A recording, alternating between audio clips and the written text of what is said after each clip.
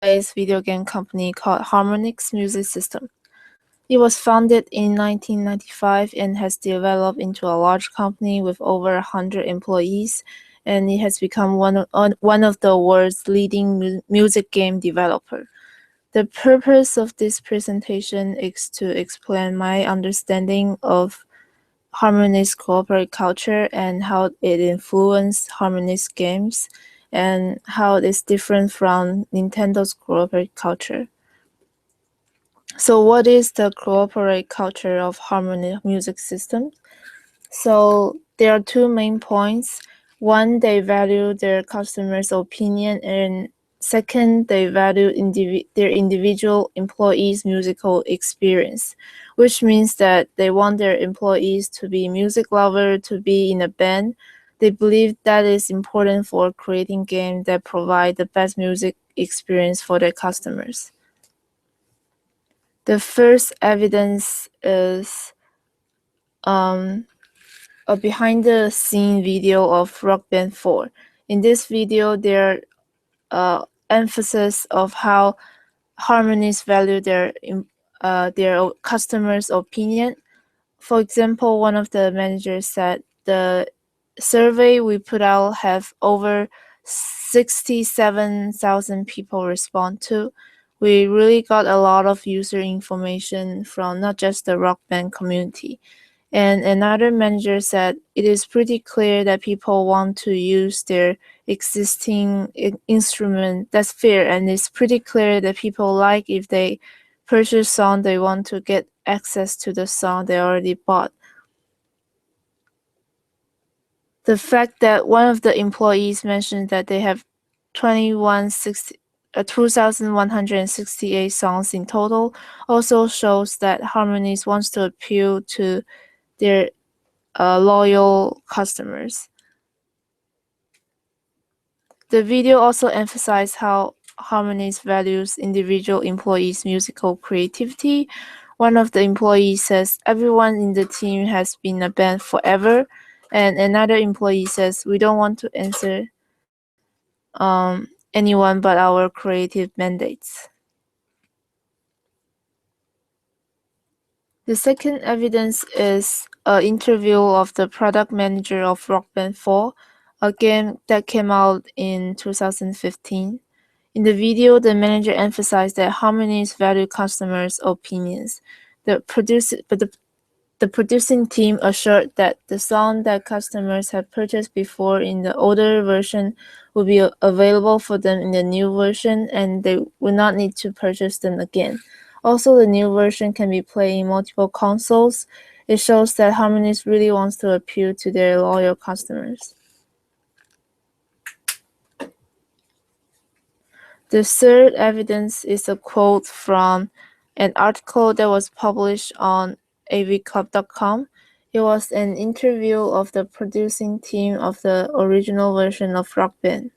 The article talks about how Harmonix loves to hire musicians. Most of the staffers play instruments. Also, employees are allowed to take indefinite unpaid leave to go on tour to pursue their musical dream.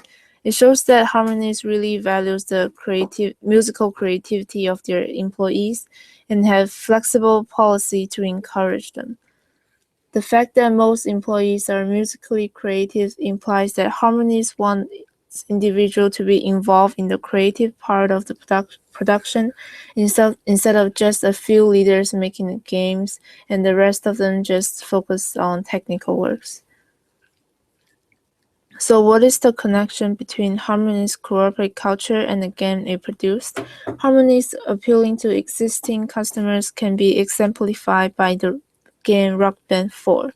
It can be played on multiple consoles. It can be played in multiple ways, and there are thousands of songs available for players.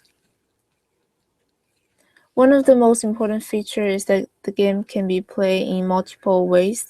It can be played by one person, two person, or a whole band, each in charge of one instrument.